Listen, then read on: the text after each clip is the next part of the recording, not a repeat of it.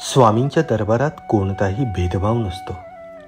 ना कोणी मोठं ना लहान, ना श्रीमंत ना गरीब, ना विद्वान ना अनपढ. स्वामी फक्त मनातला भाव पाहतात.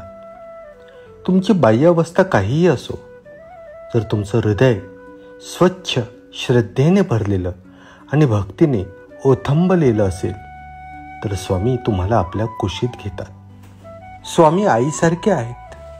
आई आपल्या प्रत्येक लेकराच्या हृदयातील वेदना जाणते, तसेच स्वामी आपल्या मनातील भावना जाणतात. तुम्ही बोललात किंवा नाही, रडलात किंवा नाही, पण तुमचा भाव जर स्वच्छ असेल तर स्वामी तो क्षणात ओळखतात आणि कृपेचा पाझर सुरू करतात.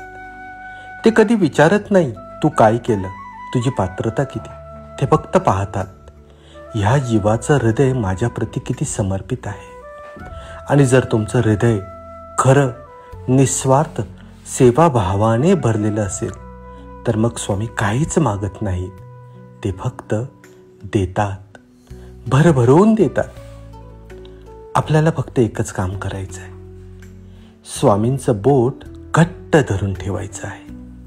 कधी रडत, कधी हसत, कधी वाट चुकत, पण बोट सोडायचं नाही. कारण हेच बोट आपल्याला अंधाराकडून प्रकाशाकडे नेतं. हेच बोट संकटातून उद्धाराकडे नेतं. आणि हेच बोट आपल्याला शेवटी स्वामींच्या चरणापर्यंत पोहोचवतं. स्वामी आपल्याला दूर करत नाही, आपणच अंतर टाकतो. फक्त भावाने जवळ जा, कारण दरवाजा उघडाच आहे. स्वामी तुमचं ऐकतात, ओळखतात आणि तुमची प्रत्येक इच्छा पूर्तता करतात योग्य वेळी. म्हणून ना न्यूनगंड ना गर्व, फक्त भक्ती, श्रद्धा आणि समर्पण. फक्त भक्ती, श्रद्धा आणि समर्पण.